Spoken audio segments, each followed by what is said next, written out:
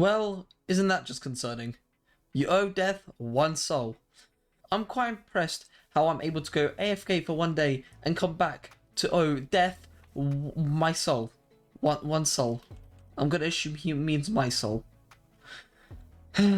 Well, what can I say? Welcome back, guys, to episode 3 of Zetacraft. In this episode, we're gonna be making our industrial district. Isn't that so nice? I was able to locate an area about, let's see, actually, yeah, about 3,000 to 4,000-ish blocks that way, which is quite nice, which contains a village. And I was quite happy that it contains a village, but I've realized that there's only 2 villages in that one village. Isn't that funny? I mean, to be more specific, it actually contains 3 villages, but one of them's a nitwit, which means they can't... Oh, whoopsie, that's a bit too zoomed in. Which means they can't actually get a job, which, you know, useless. And the other one is a baby, so we kind of just have to wait for that one to grow, for them to actually start breeding, producing more villages, and, you know, get villagers, obviously. But before we do that, we need shulker boxes. That's what I would have said an hour ago. But because of Cable being the amazing Zeta he is, he got me 5 shulker boxes, and I paid 15 diamonds for 5 of them, so it was what, 3 diamonds each. Not too bad. In the industrial district, the very first thing I want to make is the villager breeder, obviously.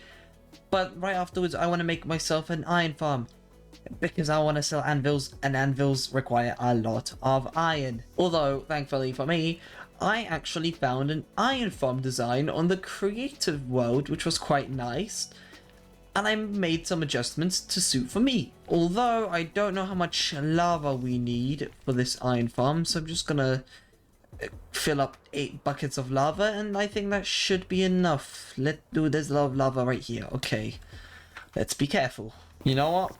I'm pretty sure this will be my first time actually collecting lava this season. On episode 3. Congrats. Let's see. Yeah, it is. Great. And after the iron farm is finished, I'm gonna be working on the gunpowder farm. As you know, I love rockets, and it's just convenient.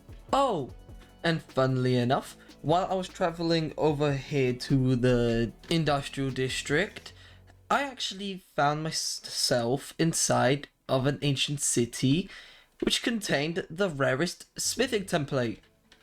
This one right here, the Silence Armor Trim, which I already applied on my armor, and look how fancy I'm looking. Oh my god, I'm so fancy. But anyway, this is the village that will be used for the villager breeder and for the iron farm, and my industrial district will be located right here, because it's empty and convenient. Although I'm pretty sure some of this floating island is actually in the border of my industrial district, so I will be removing like half of this, which is a bit annoying, but I'm fine with it. And what's even more funny, I forgot to bring any blocks to actually make my perimeter.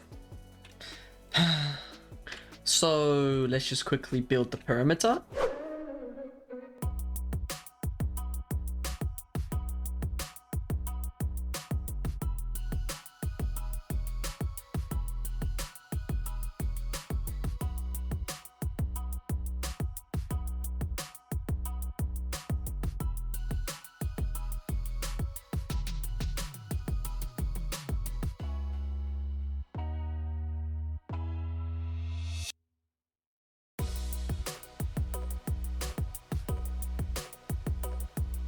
And holy heck, this took way too much time. Reason why it took much more time was because after I built the iron golem farm, I realized that it actually didn't work properly. What I wanted this farm to do was to be able to turn it on and off, right?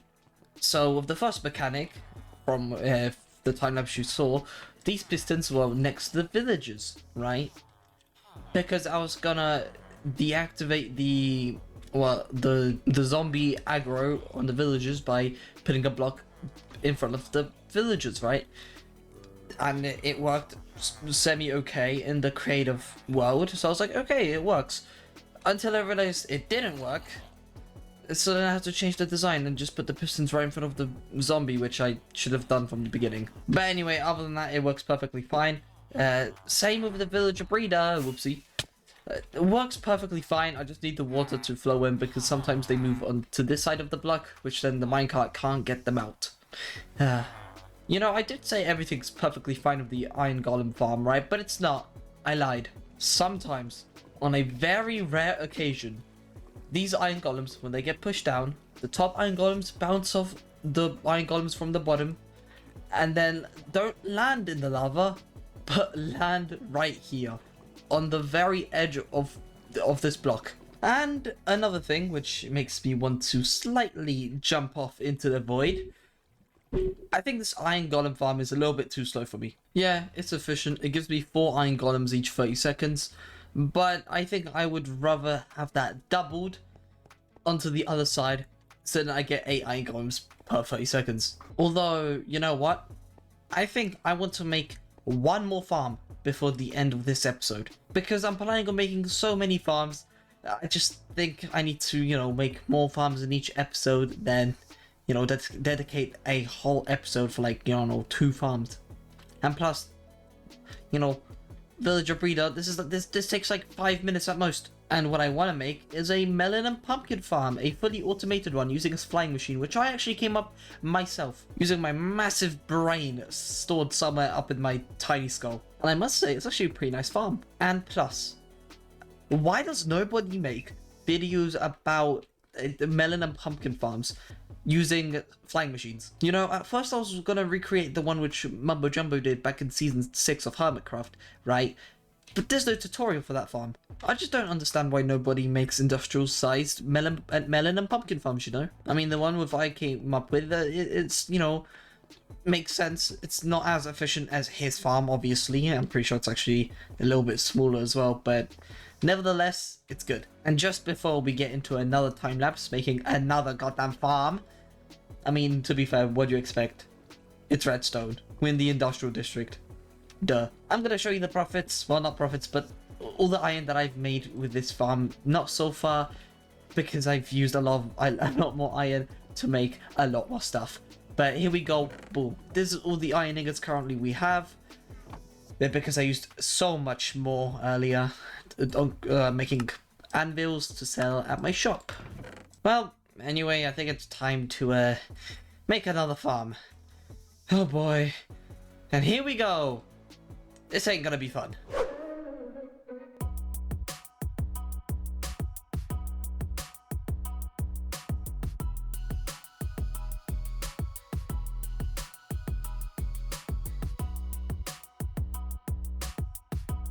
And after 4 hours of gathering materials and an hour of building, it's finally done.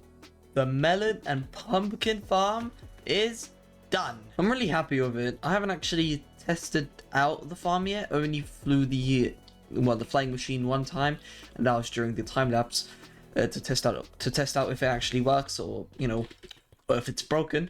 And it does work. But you know what? I think this will be the actual first ever test run of the melon and pumpkin farm. So we just switch this lever off, and there it goes.